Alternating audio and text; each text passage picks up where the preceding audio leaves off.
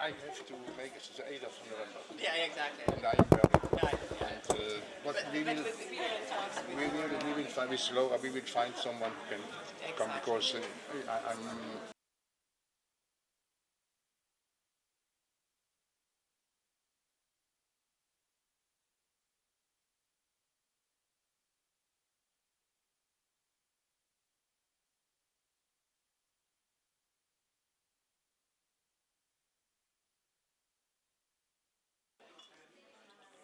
I think we can start.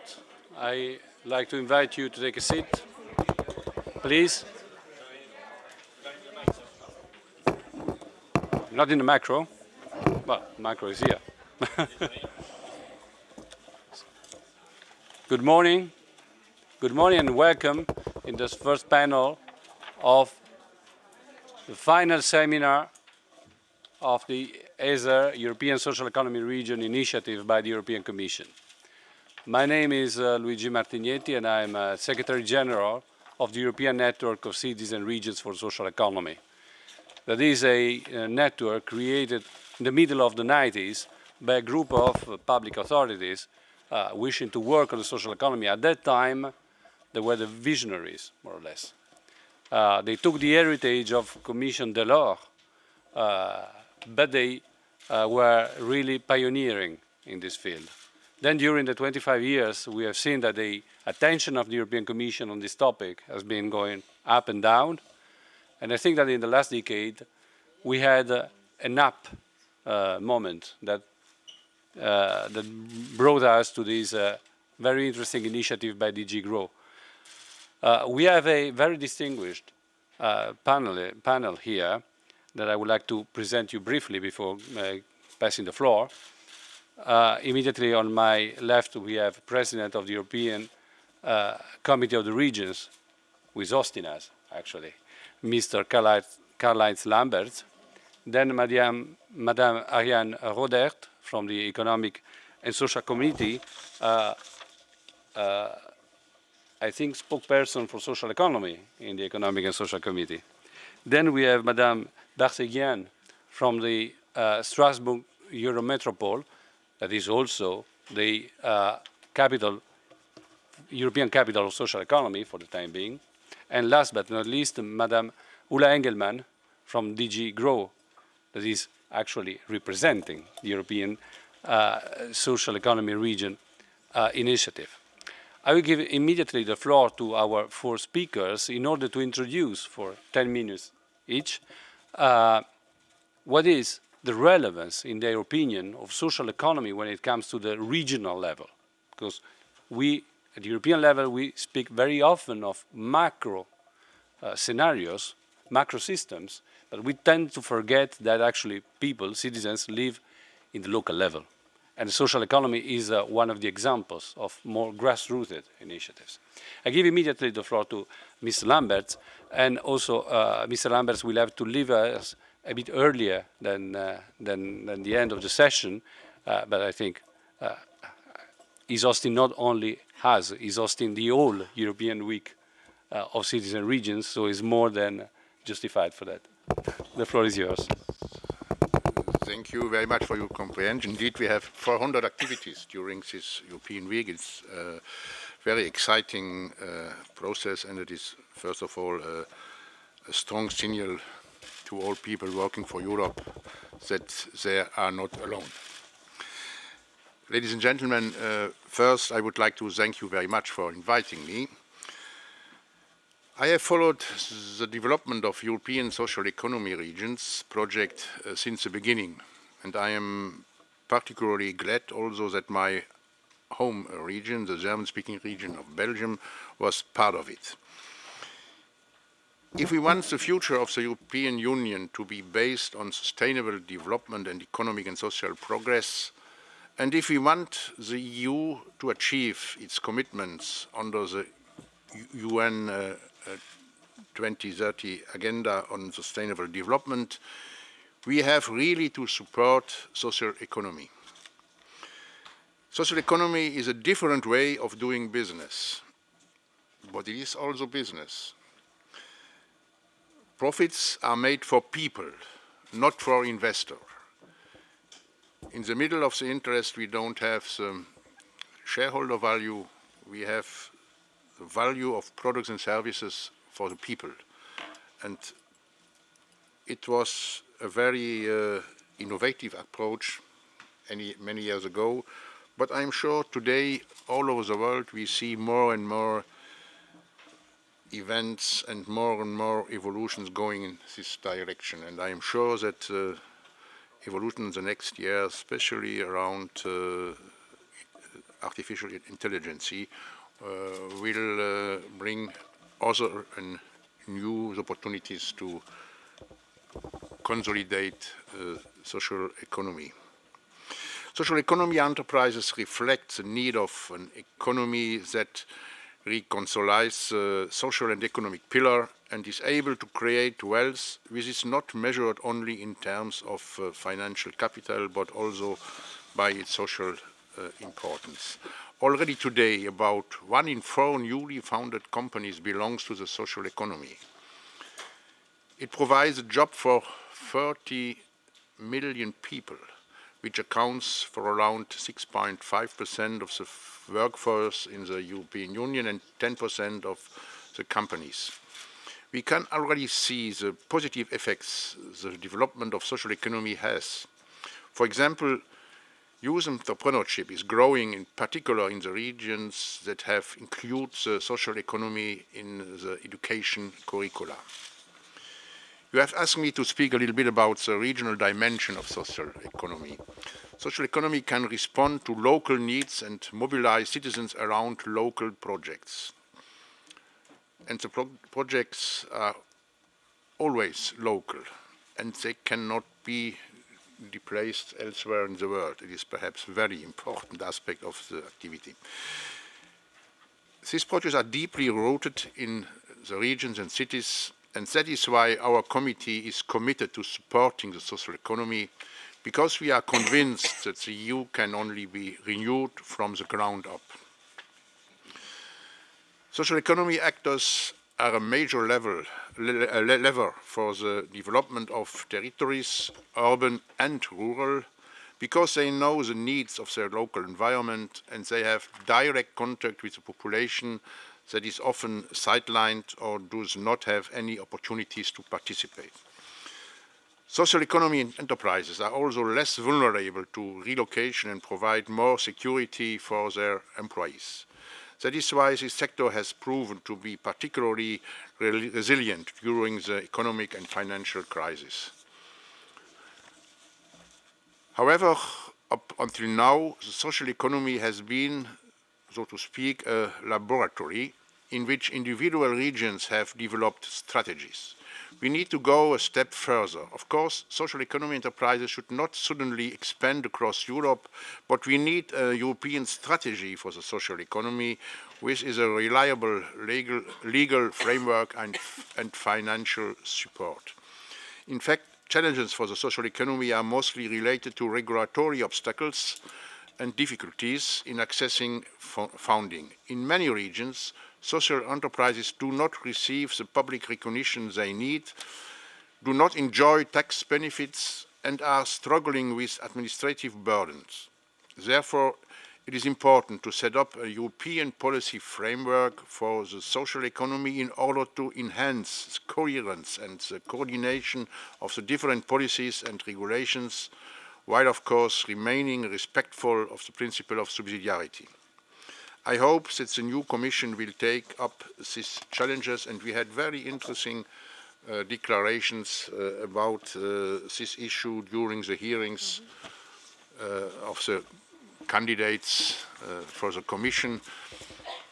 Candidates becomes really young because he has to go back to school and make an examination. It is always a big moment in the life of a candidate.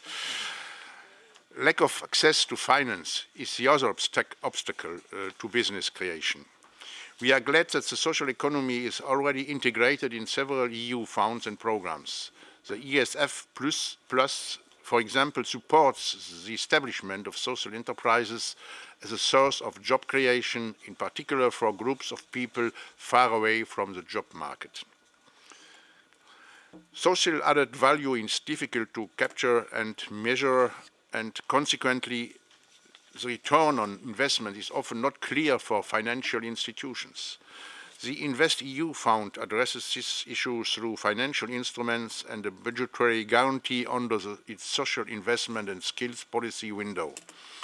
Also, the European Investment Bank supports the emergence and expansions of new market-based business models seeking ways to contribute to economic and societal value. And I had a very interesting discussion some days ago in Luxembourg with some representatives of the European Investment Bank, and I am sure that they make an evolution in the good direction, but it must be also done by the partners. It is an exciting experience, financing social economy. I know that we have many regional representatives in the room, and so I would like to say a few words on what regions can do. Regions can foster their social economy sector by promoting socially responsible public procurement. By purchasing wisely, public authorities can promote employment opportunities, decent work, social inclusion, accessibility, design for all, ethical trade, and seek to achieve wider compliance with social standards. The impact can be significant as public authorities are major consumers in Europe, spending some 17% of the EU gross domestic product. Apart from supporting their local social economy environment, regions and cities need to share their experience and look for partnerships with other European regions to create a social economy network in Europe. This is exactly what you are doing here today. One of the European Committee of the Regions members, the Spanish region of Navarra, is leading by example within the framework of European smart specialization strategies. It is a leader in a European partnership including regions from 5 other EU countries to stimulate cross-border operations for cooperatives and to expand their social economy south interregional collaboration. Its ambition is to develop social economic clusters from different regions by improving the cooperation between enterprises and other territorial actors. Finally, I would like to say a few words on what the Committee of the Region is doing. In several opinions, the CORE has insisted on the positive role of the social economy in tackling unemployment and promoting inclusive and sustained growth. Since 2011, the CORE has awarded regions and cities with the European Entrepreneurial Region label. The applicants are assessed on a set of criteria that contain social aspects. Many past successful EER strategies had a strong social entrepreneurship component. The Committee of the Regions also works closely with DG GROW, particularly in view of the Social Economy Summit during the German presidency in Mannheim, November next year, taking place on the 25th, 26th and 27th November. Last week, the decision was made to hold the external meeting of our SEDEC Commission in Mannheim on the same dates and in connection with the European Social Economic Summit. I hope to see again many of you on this occasion. Thank you very much for your attention, and I wish you a very constructive work, and I will still apologize that I have to leave by 11:20 because I have made an other speech and I didn't interchange my paper, so I'm sure it's the last one that I have to take, and it is the right one.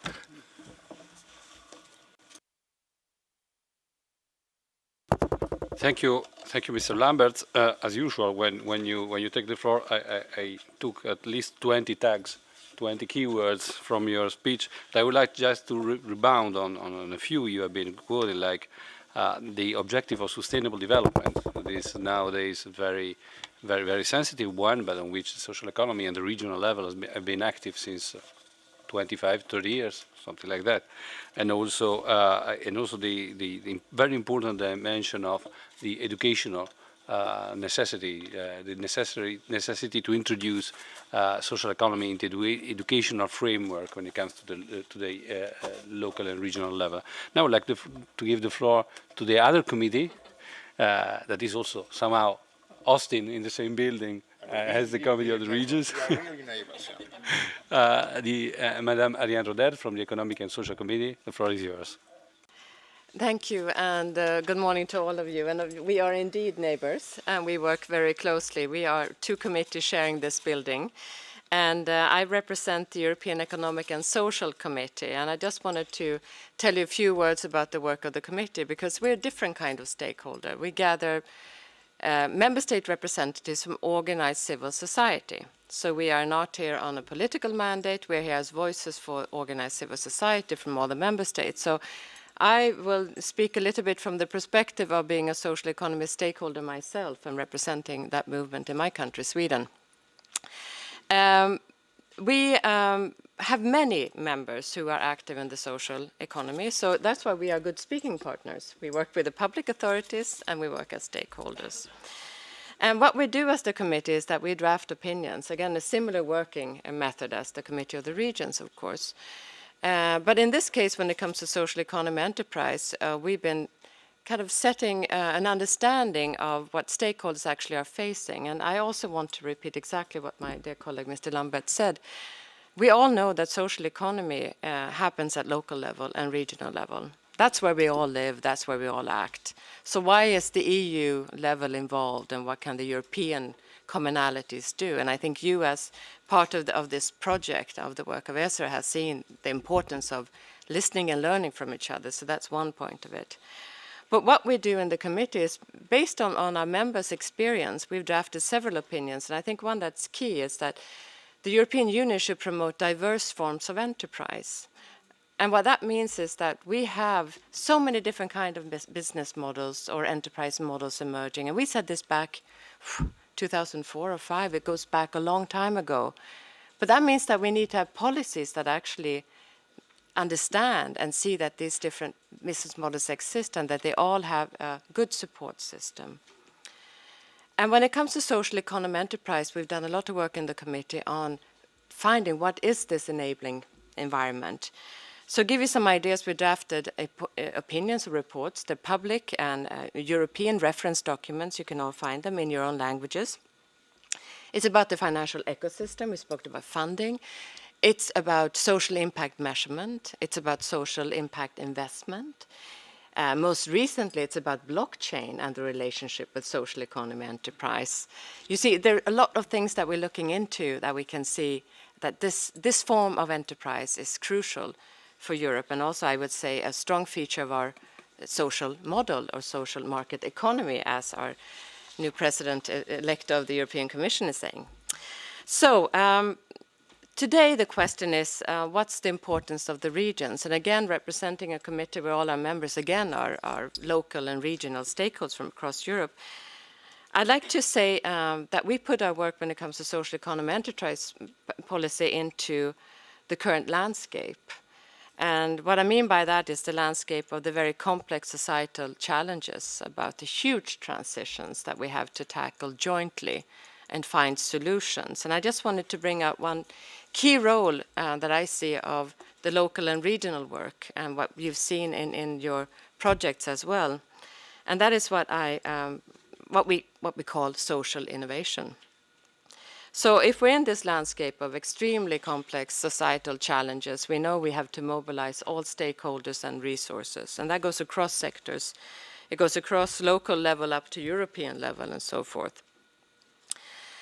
And we need to find the solutions that really tackle these issues. And in this space, civil society, and I would say social economy enterprises in particular, are definitely a catalyst for social innovation. Because if you look at the DNA of a social enterprise, and I can say we because I'm from the sector, we have a social mission. We have a reason for being that is overriding any other missions. It could be for a group in society, it's to fill a gap, it's to fix something in society that isn't working, and then we will innovate our way and test maybe 10 or 15 different ways of tackling it. But the core is the social mission. And the economic activity of a social economy enterprise is a means to achieve it. But it's not the aim, but it's a good way of achieving it. That's why we need to support these initiatives, to really capture and gather the good ideas that are immediately tackling issues at local and regional level.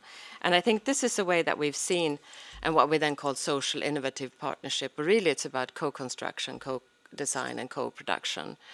But that means that we need to ensure that all the stakeholders in these partnerships that are among local authorities, they're among the private business life, and then, of course, the civil society and social economy enterprise sector, they all need to have the conditions and opportunities to participate and to safeguard their contribution within that exchange. So the benefits of really trying to capture the social innovation is, in my view, a way of really finding new ways to move Europe forward and address some of the really key challenges that we have to address jointly.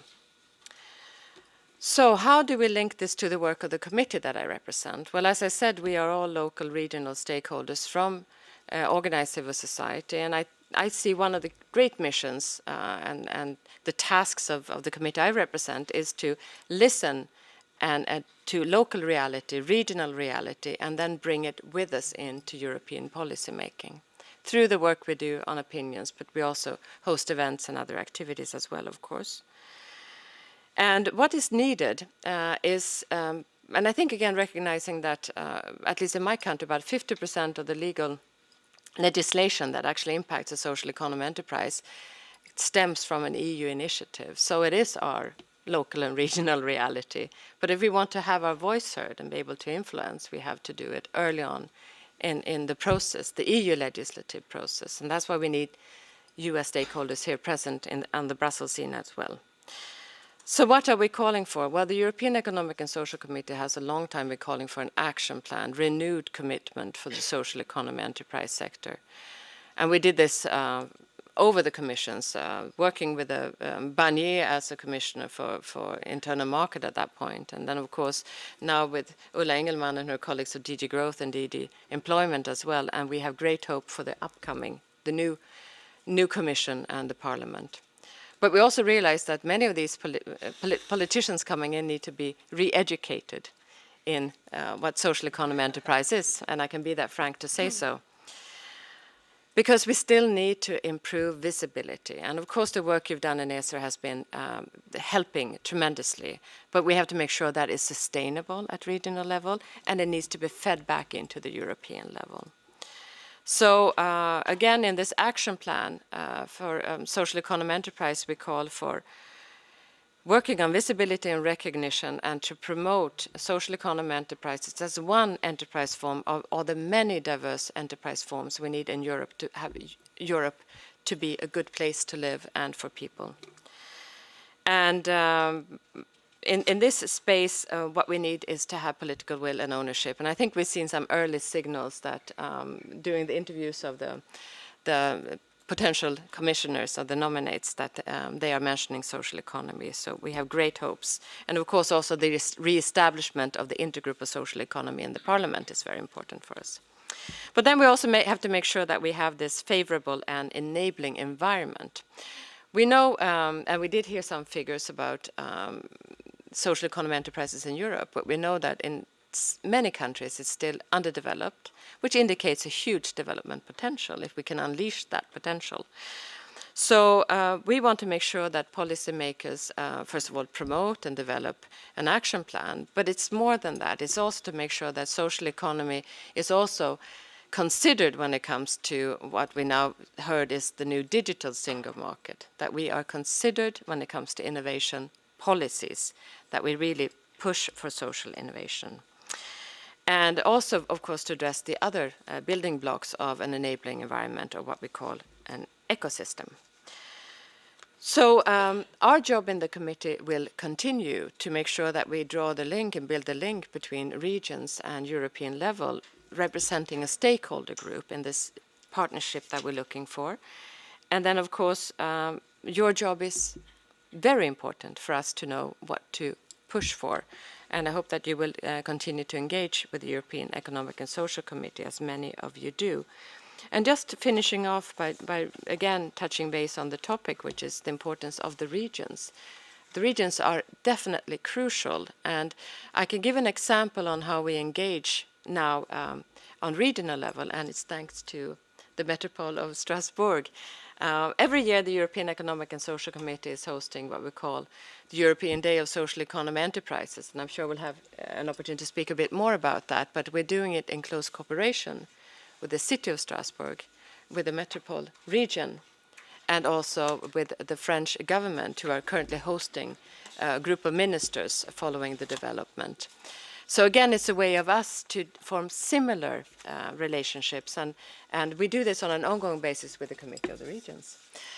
So this is just one example. We will do it in Strasbourg together, but we do it continuously in the House, and very close cooperation at high level. You, Mr. President, and the President of the European Economic and Social Committee have this exchange ongoing.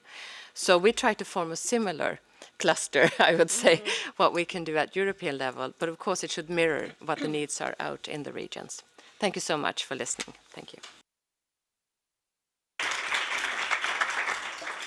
Thank you, Mrs. Rodert. I think you have been putting on the table a lot of different issues, all of them very interesting. But what I would like to underline is the link between the necessity for an enabling environment that is also very regional. At REV, we are working right now on regional laws on social economy, regional regulations that comes together with one of the key feature of social economy that make it particularly difficult to deal with, that is the multidimensionality. It's not so easy to have a good environment when you have so many different organizations populating this environment. But you have been saying also something that is very striking me, that is a powerful tool to put EU forward. And we have to keep this in mind. Social economy is European, even though it's developed at the local level, and also a master when it comes to co-construction. And this allows me to give the floor to Madame Berseguian from the metropolis of Strasbourg, capital region, capital city for social economy, that is also dealing with this topic in a very co-constructive way. The floor is yours.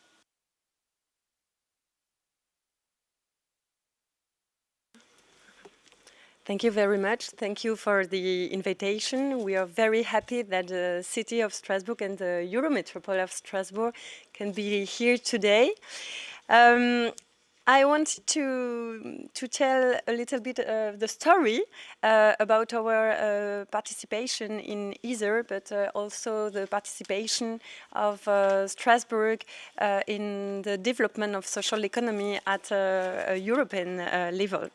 Of course, Strasbourg has a long tradition of social economy on our territory. It's really integrated in our history, I can say, from the territory. And of course, it was very natural, very obvious for us to work to the development of social economy at European level. And that's why we were so proud to welcome 2014, to welcome this big event of European event for social enterprises in Strasbourg, in our city, with the EESS and European Commission. It was, of course, a big honor for our city. And I think it was a very symbolic moment, a very symbolic event, because there were a big participation, 2,000 participants, and 50% of these participants were enterprises. And I think it was a very symbolic signal to show the will of the stakeholders in our territories to work on the European policy in social economy. So it was very, very important. And since 2014, we continue in Strasbourg, the city of Strasbourg and the Eurometropole continued to develop this European strategy. We are part of French network, RTES, here today. The French network of local authorities for social economy. And we are working with RTES, but also with REV. We've been working very active to work better together and to improve our cooperation on this field.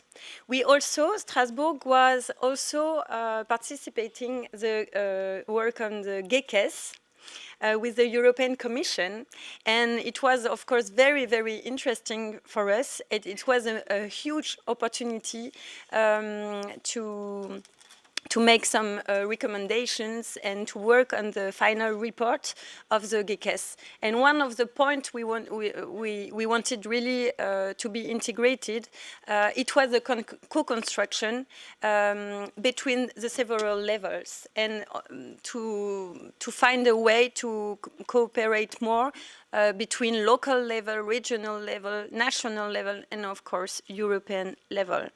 And that's why it was for us a very interesting opportunity to see the initiative of the European Commission. And I want to say Ulla Engelmann for this EASER initiative, because it was the concrete opportunity for us to have a direct exchange with the European Commission. Patrick Klein came to Strasbourg last year, and we had one day of dialogue, co-construction with our organization of the territories. And it was for us the opportunity to show what's been done, of course, but it was also, I think, the opportunity to explain what are maybe the several issues. Sometimes I have to say the problems we our stakeholders can face when they want to participate to a European project or find the European funds. So it was, I think this work with the DG GROW was very, very interesting. I can give one example of what have been done, what have been said from our stakeholders. It was, for example, to include more qualitative criteria in the evaluations of European projects, and to include maybe more the social impact in the way we evaluate the European project. So, for example, project financed by the ESF.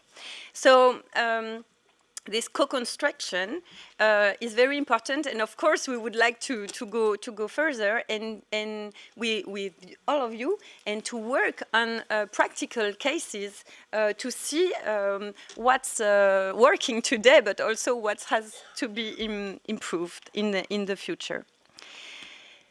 Why is it for us as a city, as a Eurometropole, so important to work at a European level?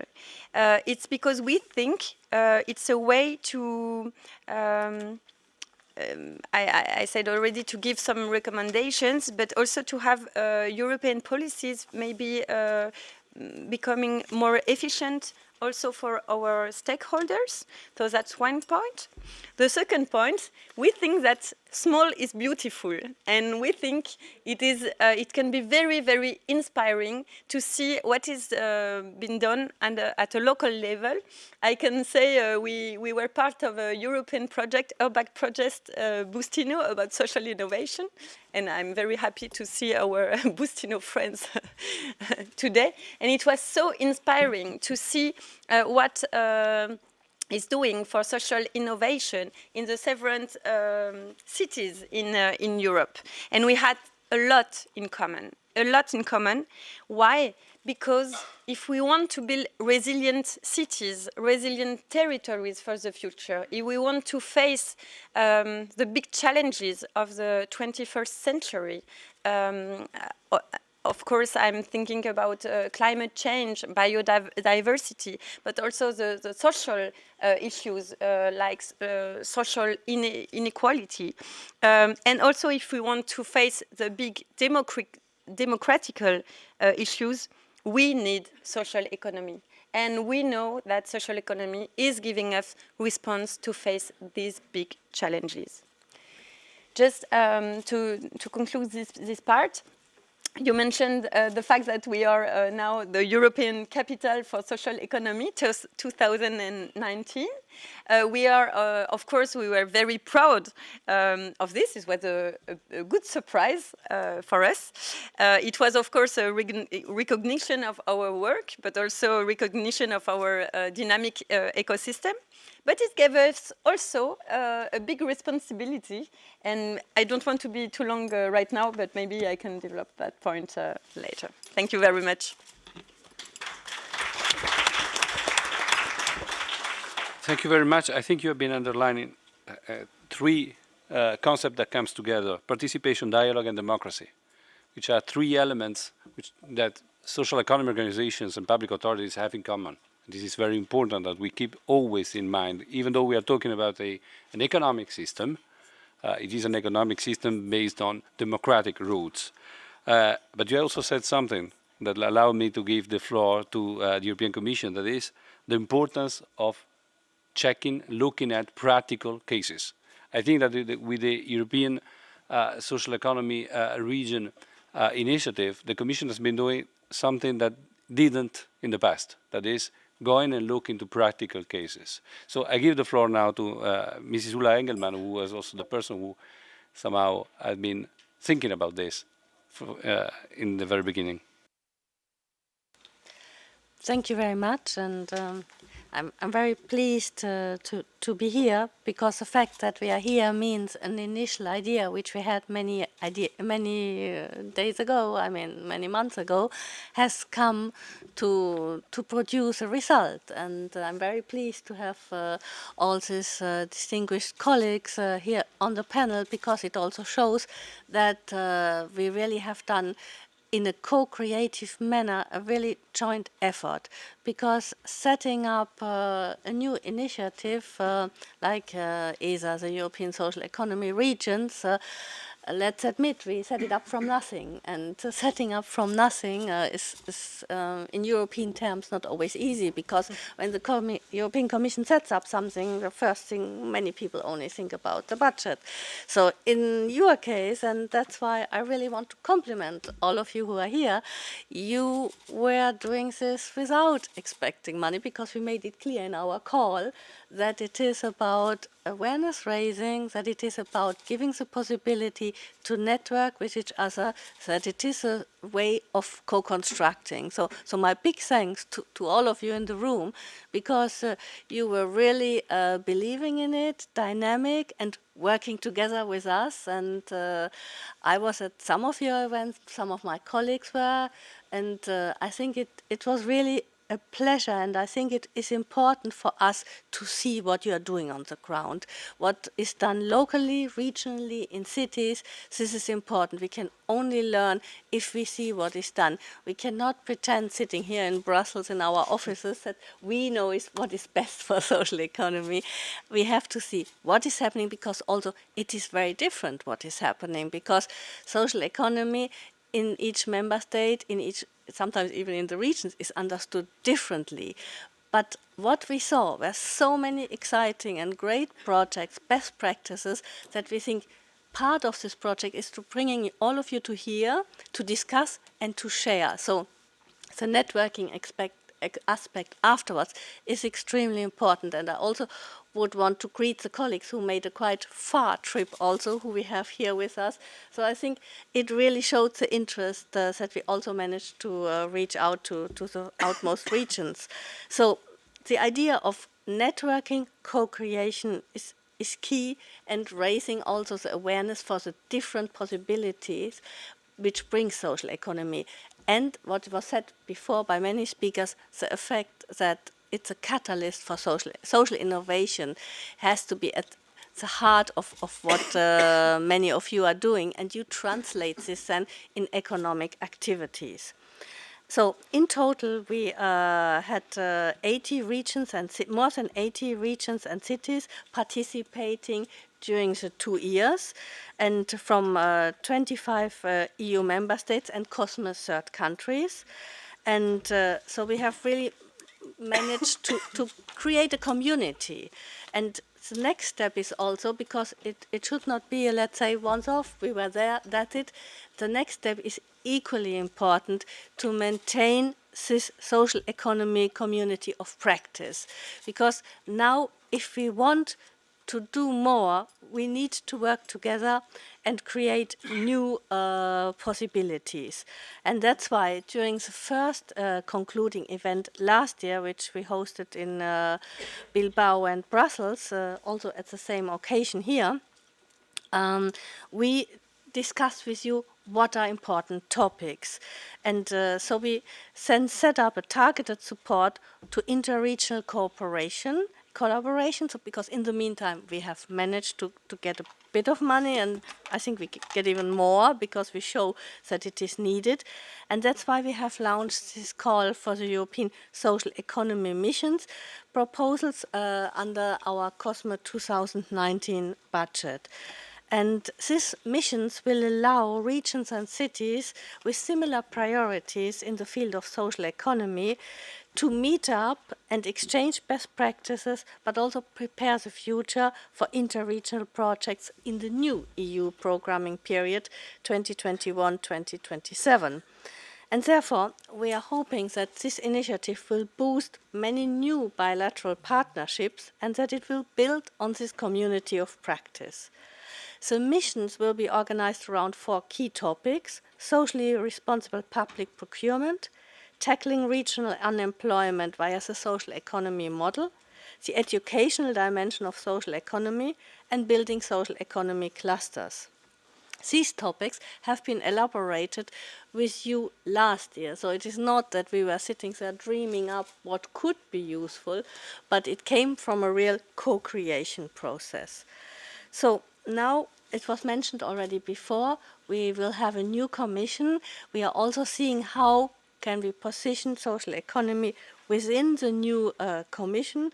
And as it was said, the hearings of the commissioner designates were ongoing, and we had from 2 commissioners stating about the importance of social economy, and we have a lot of upcoming policy initiatives where social economy could find its place. And I would want to mention that on one hand we are working on the request of the President-elect that there will be a new SME strategy, and within an SME strategy, social economy should find its place. But also we are working on a new industrial strategy, and also there I think the role of social economy should be highlighted. But what comes first is that the President-elect has pointed out she would want a new European Green Deal in the first 100 days. And if we look, many of the social economy enterprises are working in areas related to sustainability, are working on a lot, for example, on recycling issues. So we have excellent examples which role also social economy can play in the European Green Deal. So we were really looking at different areas where social economy in the new Commission can play a role. But also Europe fit for the digital age, because also there, social economy values can inspire the development of technology. So it really shows what a cross-cutting issue social economy is, and that we should look at the social impact of our policies. So that all of this, that shows there's a lot of work ahead of us, but also a lot of opportunities coming up. And we are very pleased. We are working, of course, very closely, as it was said, with Strasbourg at the upcoming events, and also building on the great experience which was done in Strasbourg in 2014 with the partners, the city of Mannheim. We are looking very much forward to raise the awareness of social economy in Europe with this social economy high-level forum, which we will have in November 2020 during the German presidency. And again, we are applying a co-creation process, a launch for call. We will have a launch for calls for sessions in this summit in the beginning of the next year. So I think we go with the same spirit, a participatory approach also to this. Thank you very much. Thank you. I think that President Lamberts has to leave us, if I remember correctly. Last word is about partnership.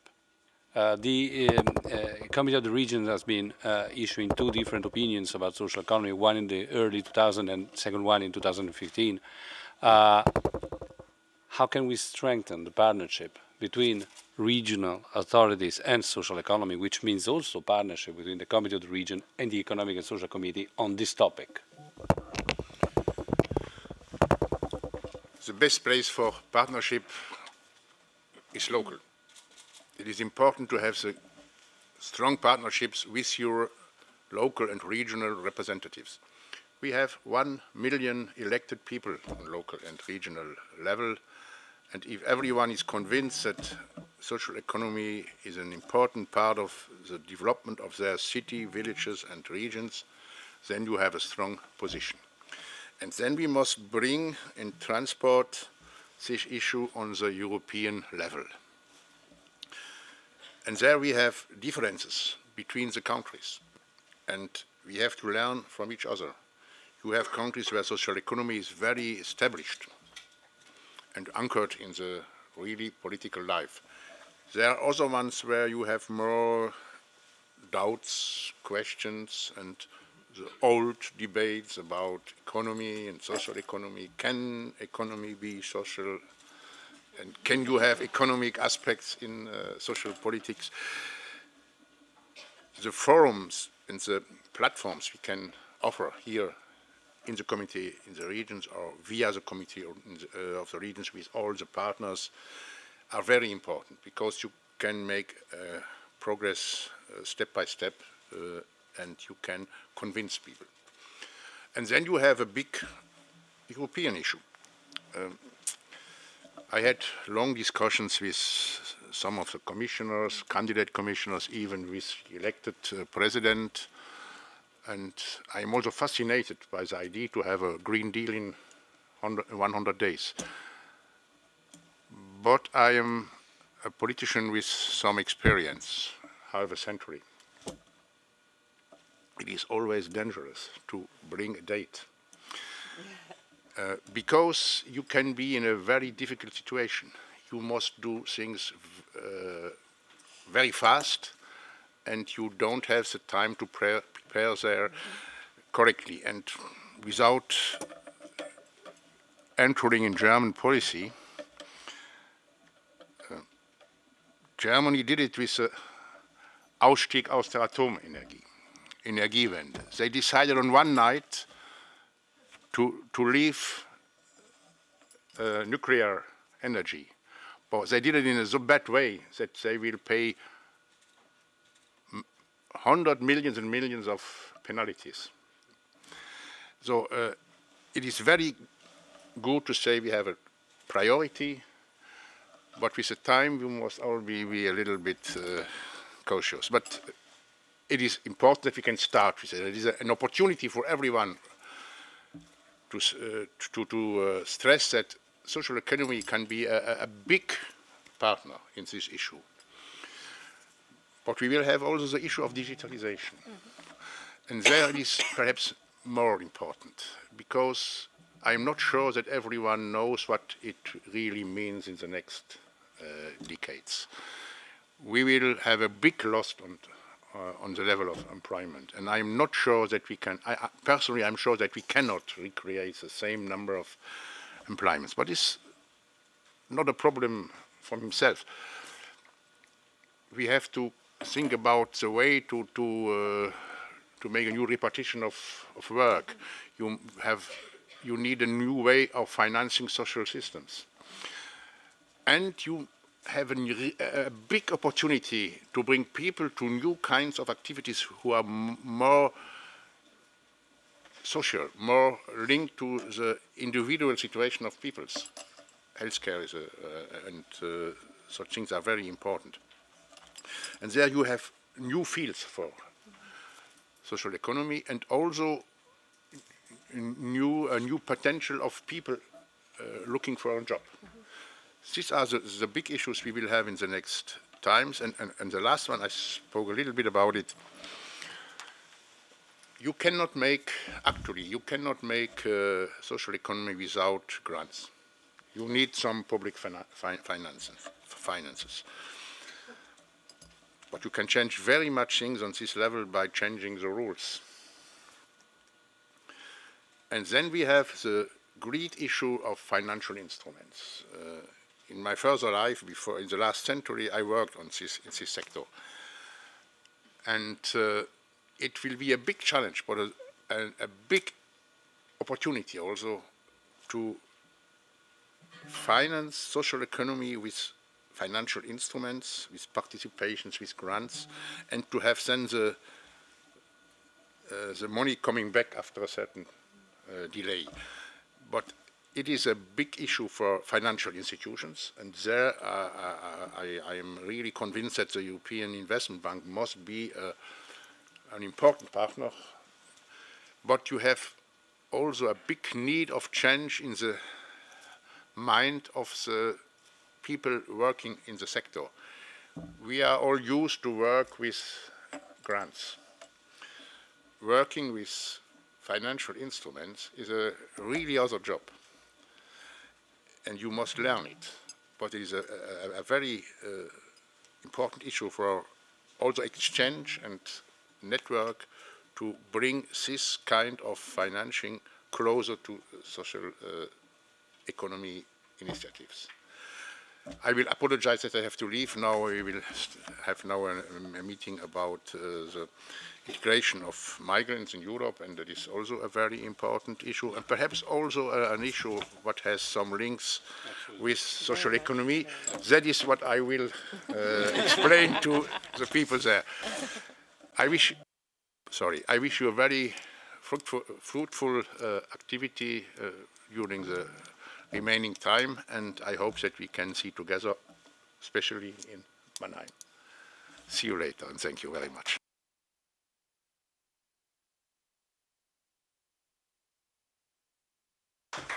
Well, thank you very much. I would say that President Lambert said just one thing that struck me, that is, we have the opportunity to work for what words. I mean, for the time being, as everything is changing, digital economy is coming up, we can refocus our way of working, and social economy for sure is a perfect instrument for that. Now, before giving again the floor to the panel in order to have a second tour, I would like to ask to the room if there are questions, there are comments, interventions. Yeah. Please introduce yourself before starting, and don't forget to use the microphone. Yes, thank you very much. And I'm coming from Turkey. I'm president of Healthy Community Association, and we are working since 25 years in the 15 years, excuse me, 15 years in Turkey.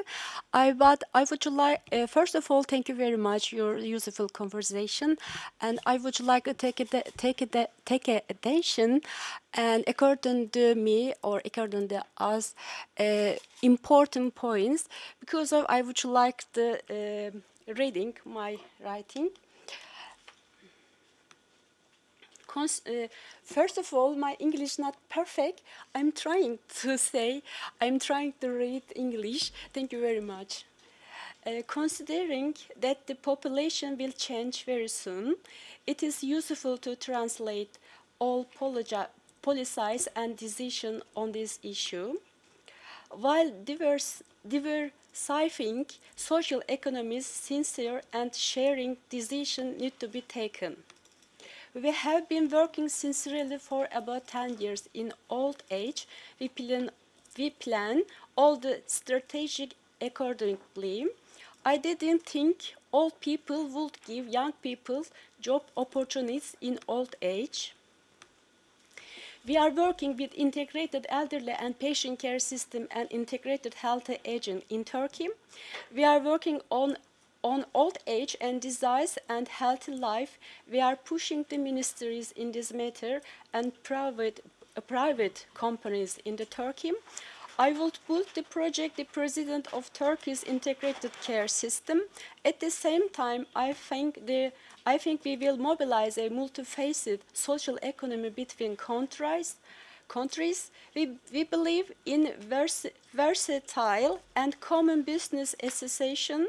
If there is no multifaceted cooperation, everything can turn into a cycle on no result. For the social economy, the right research, the right jobs, the right support, and different partnership. Partners need to solve each other's problems, not similar countries. Those with different social economies or other differences should come together. Here, for the social economy, for example, health tourism, health research, health cities, special car research, etc., it is possible to replicate them. We need real results, we need realistic works. Therefore, we are here. We ask you to provide support to us in this matter to eliminate the bureaucracy if the important person is not a more important situation. Everything around it, healthy environment, healthy mental health, healthy future. Yes, thank you very much. Thank you. I'll take another comment. I think you raise your hand, please. Thank you, Mr. Speaker, for letting me speak. Yes, my name is Tilen Yeraim. I am a member of Municipality Council of Vodice. I am a lobbyist here in Brussels, and I run family business. Now, a few years ago, I had hot topic discussions with my father of definition of social business, and I got a good lesson for him, and he told me, look, definition of current government is all business is bad, only the state business is good. That was, we had left government, but let's look at the like realistically. In Slovenia, 80% of the companies are like family companies. Like father makes a company, then somebody else is employed from the family, and so on and so on. And in Slovenia, these companies are not considered social companies. By definition, they are. It's like it's their family companies. So this is first we have to find like common, how do you say, common definition for entire Europe. Because in Slovenia, if you are a social company, you have some kind of benefits, but they are really reserved for like really some people, but it doesn't matter. Then I will make a criticism on social policy of European Union. I was elected in November.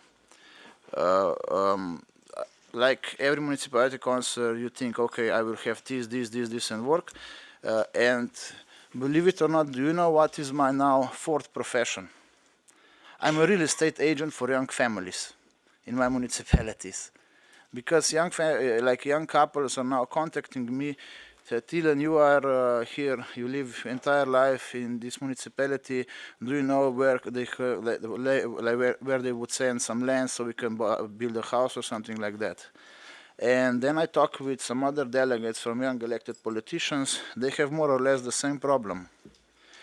Our generation is having a problem. The pays are low. The working hours are longer and longer. We still live at home, many of us, sadly. I'm afraid to admit it. And what will happen to the next generation? You can't reproduce if you're home. Sorry. So a couple of seriously, you start to think, you know. Then a couple of us here, the young delegates, we simply started, maybe we should start the all-European initiative, the right to reproduction or right to have sex. Because currently, Mr. President Heinz told he will go for the migrants. One of the solutions that I heard, like even 3-4 years ago, we will get migrants to Europe, so we will so that Europe will become younger. French television went to across the channel, what is it, Morocco, and asked the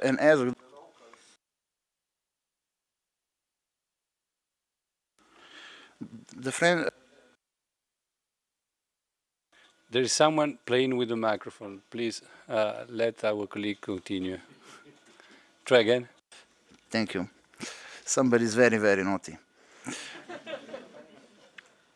The French television wanted to see what is the main cause that people want to get to Europe to Africa. And they started interviewing the people, and they got more or less like this. In Europe, we will all have office work, we will have blonde wives, and we will have a lot of money. Okay. But everybody thinks that. So no work, a lot of money. So this is kind of people are coming to you. Yes, I will finish it now. And just now tell me, this is more or less, what is the plan for the young generation between 30 and 40? We need apartments. We need to more or less get out of our parents' houses, so we can have another generation of kids. Nobody is working or even talking about this here. Thank you. Well, I think there is an outstanding issue that's been tabled by these two interventions. That is the fact that Europe has to face a demographic challenge, that is a strong demographic change. And if I bring back also what was said before about digital economy, these two things come together. We have important demographic changes together with the problem, what is supposed to be a 4.0 industrial revolution. So how can social economy, how can policy at a different level deal with these two big problem, big topic? I ask a word to all of you, starting from Ariane. Well, my first intervention, I spoke about this huge, complex societal challenges, and many people and researchers speak about a paradigm shift, and I tend to agree. We are in the world currently facing such huge transitions that our old structures and policies do not deliver anymore. And the scale of it now is huge. If we look at digitalization, we're facing artificial intelligence and robotics that will question human lives and work, if it will be. And so there's so many huge issues at stake. When we had previous huge transitions, civil society and citizens' initiatives did transform society. So I'm trying to bring the discussion back to that, because if I look at my country, Sweden, our welfare system is well known for healthcare and education and social care. That was shaped, I would say, more or less completely on initiative by civil society, which I would in this case equate with social economy. Because of citizens mobilizing and innovating and then pushing for it to be accessible for all. And it has to do with public school systems, was actually an initiative by civil society. Prenatal care, home care for elderly are all initiatives. That was by the Red Cross, for instance. It's across Europe. So again, it's to find that catalyst, which means that you have to invite the people who see the many facets of these challenges and that have the space to be innovative to address it. Because If you look at these constructive and partnerships, innovative partnerships, social innovative partnerships, we have different roles to play. And speaking as a civil society stakeholder, we can experiment to a higher degree than public services. Because public services cannot fail. They often have a legal obligation. They cannot experiment to the same degree. So to be the incubator, as Mr. Lambert said, it's crucial. And then it has but then to do that, we have to have the opportunities to do so. I think that I just want to go back to what Mr. Lambert said, because I think it's relevant in this context when he said about this 100 days for Green Deal. But if we truly want to have co-construction and co-design, we need time for the process. Who will be consulted and in which way? Will it be an equal playing field of the stakeholders, or will it be drafted and then to be accepted on? So I think it's to really allow for that process takes a bit of time. But I would say that this is the way to transform policies and structures to meet the true demands of people. And we have to do it, because there's no way that we will get over the threshold to this paradigm shift to the next level unless we really start evaluating which structures are feasible or not. And we all know that welfare systems need to be transformed in all countries, very much included in mine, because we're running out of money. So this is something that we have to work on jointly, I would say. That's my first reflection on that. Thank you. Thank you. I think it was very important what you said, because you reminded us that the economic paradigm never brought change by itself. It was always the civil society taking the lead for that. And passing the floor to Madame Berseguian, I invite you to bring your experience from this point of view, being in Strasbourg, in a place where the partnership between social economy and the local authority is taking the lead, actually, of the change. Please, the word is yours.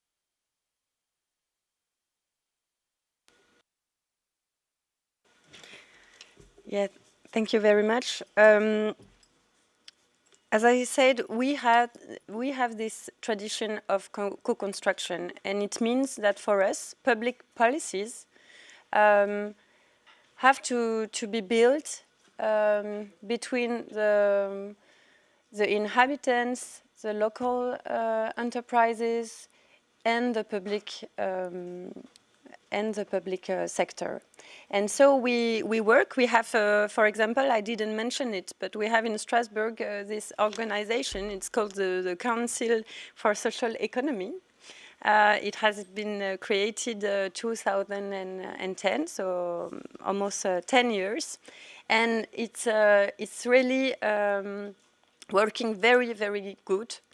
It's very well, because this organization, where the stakeholders, the city of Strasbourg, the enterprises are equal in this governance, made very good results and made a very good trust in the territories and for the territory. And it's changed everything. It's changed everything because we try to develop cooperation. And then I will talk about this European capital of social economy. But it's developing trust and cooperation. And I think it's the best way to have public policies really efficient, but really with meanings for the people. Back to this European Capital of Social Economy 2019. I said it was we were proud of it, and it was a recognition for our territory. But it was also a responsibility. Why? Because the French state gave us a mandate to build a new process for choosing the next European capital of social economy. And it is a big challenge, of course. And I just want to say that yesterday evening there were a workshop. I don't know if you participated or not. I have to show this because when it comes to social innovation and social economy in Strasbourg, we have to draw everything. So it is the process that have been proposed and discussed yesterday. And if I have to summarize one point of this work yesterday, it was that this European Capital of Social Economy, of course, it's very good for social economy because it gives visibility, but it's very important that it doesn't create competition between cities and between territories. And if we want to apply the principle of social economy,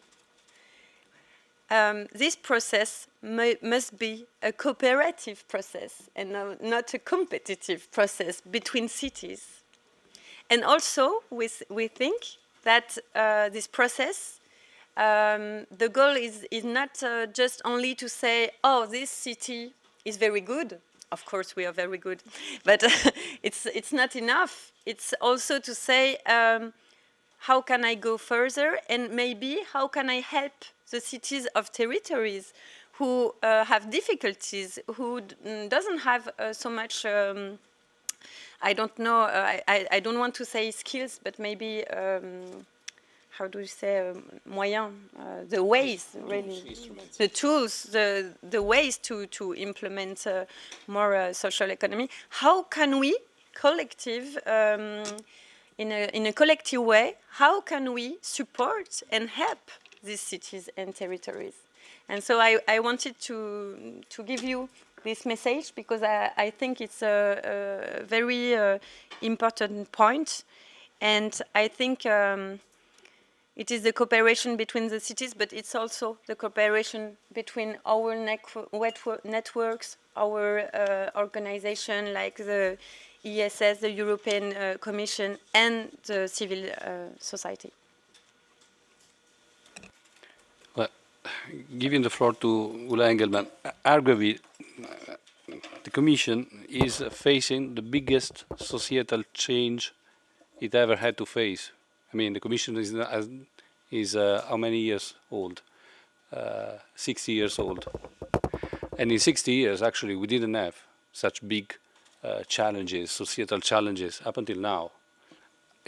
Listening to the speeches, the hearings of the different nominated commissioners, we had the feeling that they are perceiving that we are in the last call, we have to do something, we have to change. But do you think that the Commission is equipped to do that, to follow up with this kind of policy, that is to bring a real change, starting from, for instance, social economy and civil society participation in that?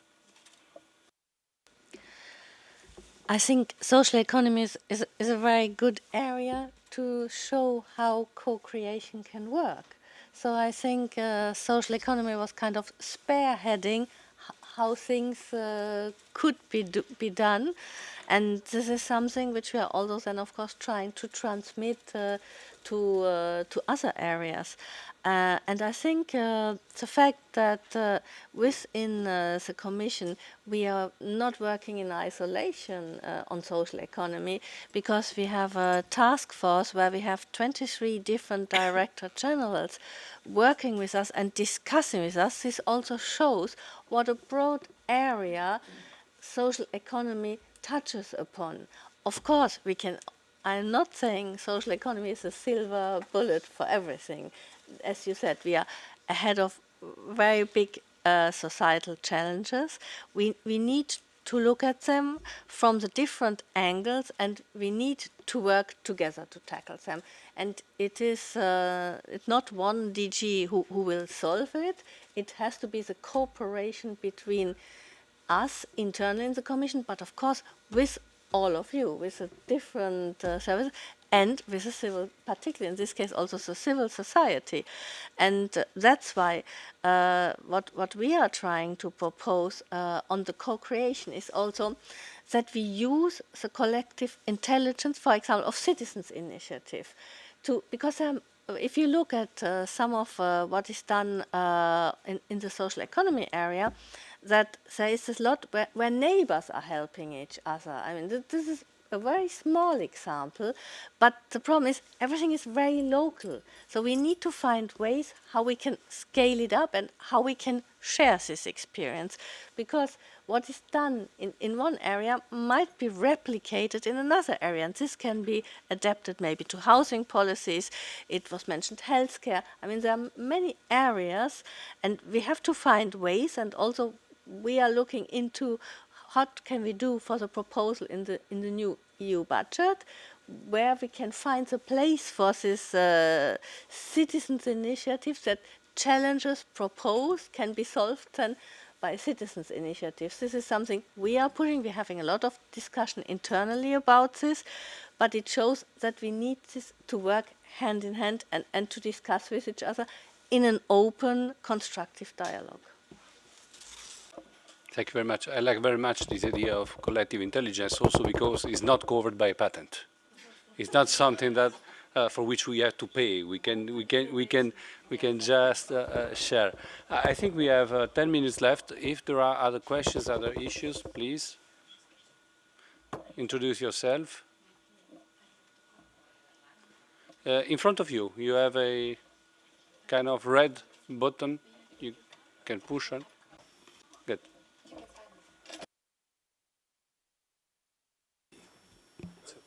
Okay, sorry. My name is Liz Riches. I'm from a very small area of Ireland, and it's a county called Waterford. It's about 53,000 of a population. Ireland, as you may be aware, has only recently developed this year its national social enterprise policy, which we're very, very happy about. And I'm delighted to just hear what you're saying in relation to the grassroots and the development of it as a grassroots movement. My understanding is that there isn't an Irish local authority that is a member of the Reeves Network. We've been pushing our local authority to become a member, but as far as I know, they haven't, and as far as I know, there isn't an Irish local authority in the network. So I would hope that you would maybe accept a grassroots organisation, a grassroots network, in lieu of a local authority, or until such time as we can pull our local authority in with us. We have, and I've brought with me a document which I hope I will give you that would have some information about ourselves.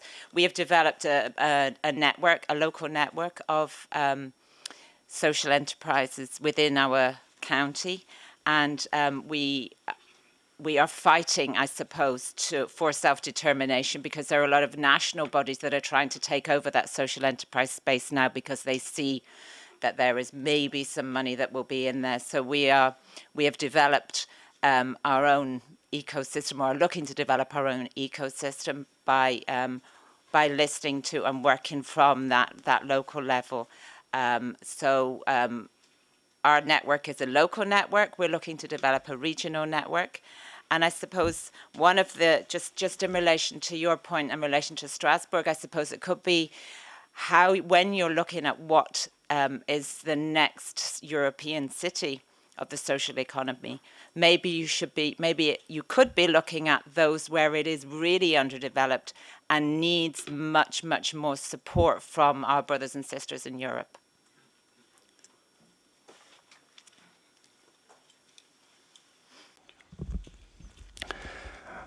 Hi, my name is Vasi Gafiuk. I'm representing Social Firms Europe, SEFEC, one of the oldest network on promoting social economy around Europe.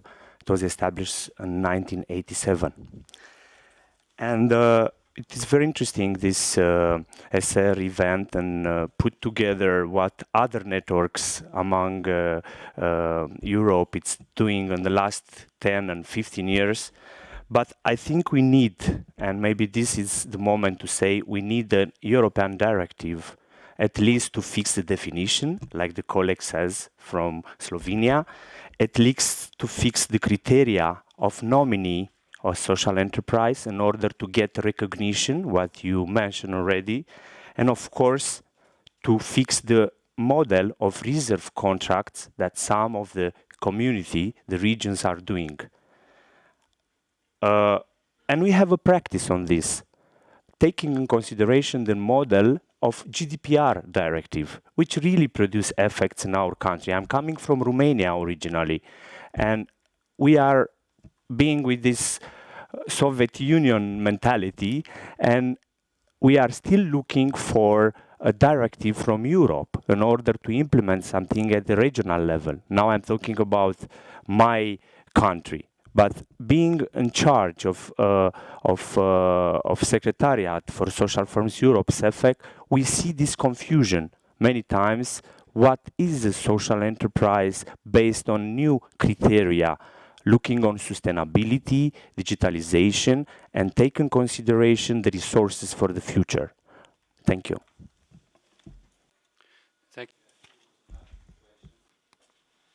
Hello, my name is Mary McSweeney. I'm with Dublin City Council, so it was good to hear Liz there from Waterford, but Dublin is a local authority that's involved in the network, so Liz, we had to come to Brussels to find each other. But just to say, you know, we've really enjoyed being part of this project, and it's really allowed us to work locally with our public, our private and our social enterprise organisations to build first a local network, and now we're working on a Dublin region network, and we'd certainly be happy to have a chat with Liz later about if any of the work we're doing might assist Waterford in the work they're doing. But just one of the points to the panel, it was just interesting, that point about looking at the social impact and how that might assist for evaluation of future projects, and I'd love to hear a bit more about how that might work. Thank you. Yeah, we have 5 minutes left. I think we can make you can make a collective answer. And thank you very much again for the questions and comments. And I'd like to immediately go to your suggestion about a directive. And I can say from the European Economic and Social Committee side, we have for a long time called for a new communication and the action plan. And even though we can look at the Social Business Initiative, which set the ground and found characteristics that can define what a social economy enterprise is, of course, things have happened since.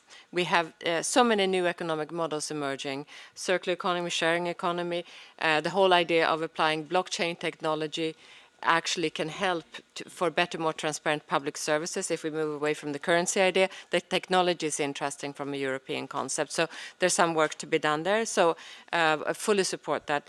But that action plan or communication also needs to look at and really explain that even though we know that social economy enterprise is very diverse across Europe because it comes from a local context, a national and historical context. There are common barriers that can be addressed at European level. And I think that is very much tied into that the model and the way we operate, the logic is different from traditional mainstream businesses, because the social mission is the reason why social economy exists. And therefore, financial instruments are not tailored to capture social impact. They're captured they're designed to capture financial return on investment. So how can we change financial and funding instruments to really capture what we produce? Social societal impact. So there's a lot of work that still can be done, and work has been done, I must say, and complement the work of the Commission and many of the other stakeholders. We're moving in a direction, and not only least the committee, we have drafted opinions on social impact measurement and the importance, and we looked at the whole financial ecosystem and how to find the best, most suitable funding to be sustainable. We looked at scaling up and so forth. So, but to me, it's really about the logic that we have to, again, going back to what I said before, recognize that we have diverse forms of businesses and enterprises, and they all need to be able to coexist, but they need different support systems because they work differently. It's not about competing, it's about sharing a good idea. It's not about becoming the biggest. It could be good to be more efficient to be small scale. So it's just really understanding that there's a different way of working. So we support that. I don't know if directive is the way. Maybe certain elements could be directives, but it's to have a common communication about what is needed and what is this to clarify that. So I think I'll just stop there, but I think this is something we have to work on jointly, and this is what we're calling on the new commissioner who will be in charge, or commissioners, and also, of course, the Parliament to push in this direction. Thank you.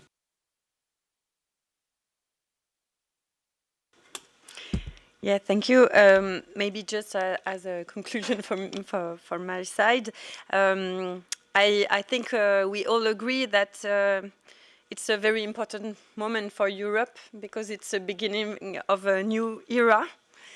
And of course, we hope that social economy will be integrated in all European policies. And I want to say at the highest level, at the highest level. And why? Because the aim, our common goal, is to improve the social impact of our territories. But what does it mean to improve the social impact? It means to improve the well-being and the life of the people. And we don't have to forget that. It is our common goal. And as it was already said, I think we are going together in the right direction, but we really have to work on it together. And just as a last word, I want, of course, to invite you in Strasbourg in November by this event that we are co-organizing with the ESC and the French High Commissioner for Social Economy. And the title is Social Economy, Mobilizing Cities, Region and Civil Society, Pact for Impact for the European Union. And we will be very pleased to welcome you in Strasbourg on the 27th of November. Thank you very much. Thank you. Okay, so I think Ariane explained very well where we are standing on a European level. And we will have to see, because we have now new commissioners coming into place. When a new commission comes, new initiatives are started, new communications proposed. So let's see. I mean, we have now to pass through the hearings. We need the commissioners to be confirmed. And then, of course, the work will kick in very quickly. One word of caution on also managing expectations regarding a directive. For a directive, you need unanimity in the Council and the European Parliament. I mean, you need to have the agreement.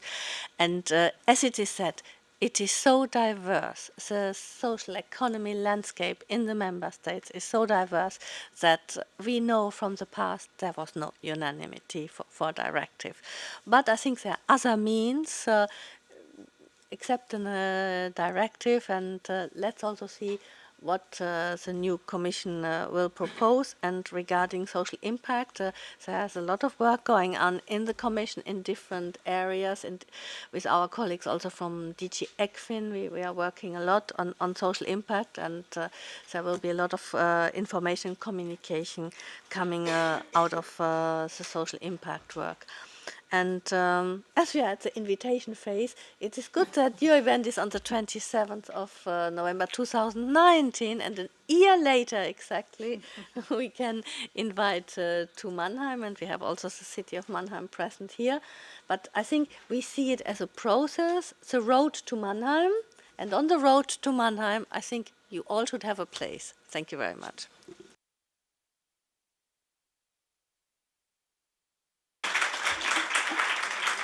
Well, I would like to thank all the panelists. Very interesting exchange I think we had. Thank you, all of you, for coming. There is a lot of materials, a lot of food for those we will bring with us. For the ESER members in the rest of the day, because as you know, the ESER event will continue along the day and tomorrow. And by the way, for all those participating in the event, please wait outside in front here of the meeting place. For all the others, thank you very much. I wish you a fruitful continuation with the European Week of Cities and Regions. Goodbye.